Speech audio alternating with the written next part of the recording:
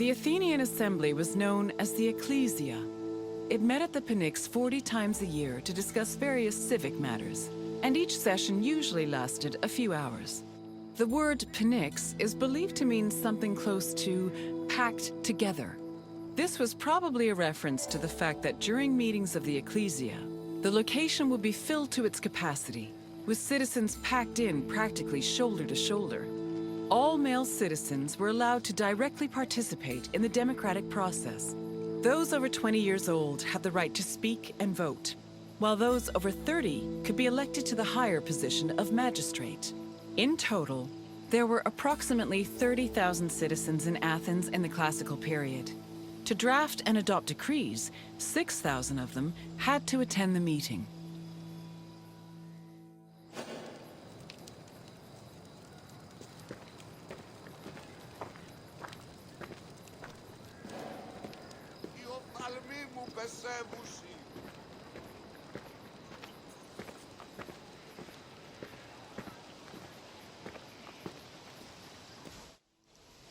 Citizens came from all over Attica's 10 districts to attend the meetings of the Ecclesia. The meeting was presided over by an executive council called the Prytanes.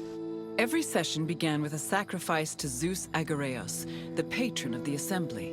During the meeting, citizens delivered speeches from the Pnyx's platform on whatever issues the city faced. Afterwards, the issue was voted on with a show of hands from the gathered assembly. The Ecclesia made important decisions about subjects like grain importation, expenses, and declarations of war. While they could not directly enact laws, they had a say in appointing Athens' legislators, which gave them a large role in shaping the city's daily operations.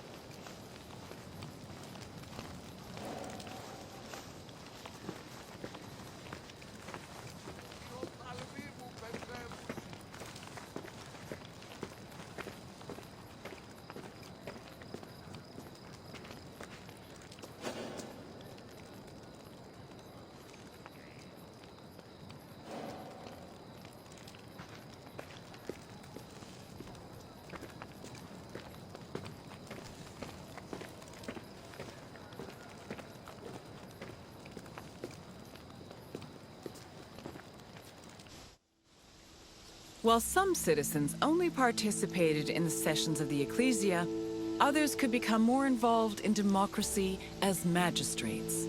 Magistrates were elected from among Athenian citizens over 30.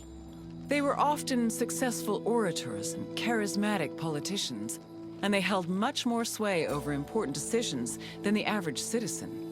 One of the most famous magistrates was Pericles, who was so popular, he held his position for 15 years.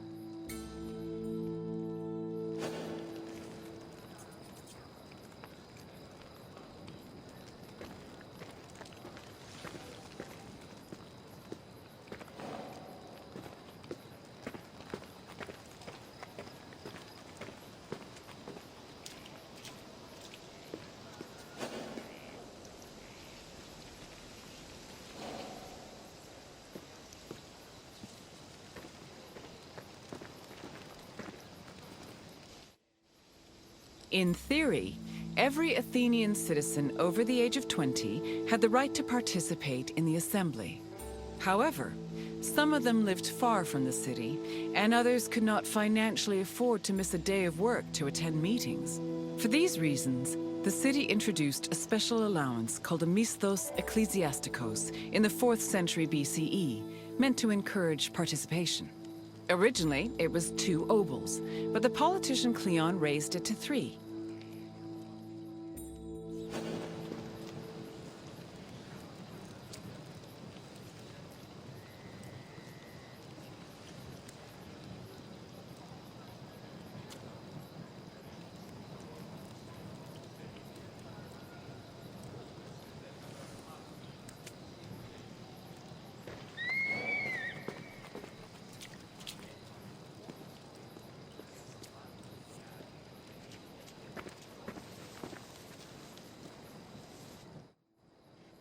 Athens introduced several innovations that heavily influence modern society, including theater, architecture, and philosophy.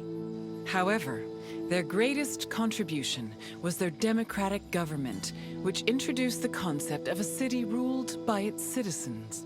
The decision to adopt democracy as a government, a choice made in 508 BCE, shaped civilization as we know it, and continues to affect us today.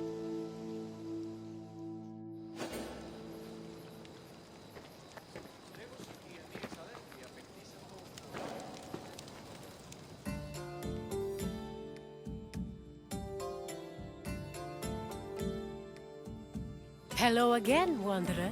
I trust you appreciated learning about the inner workings of the city. Is there anything else you'd like to do?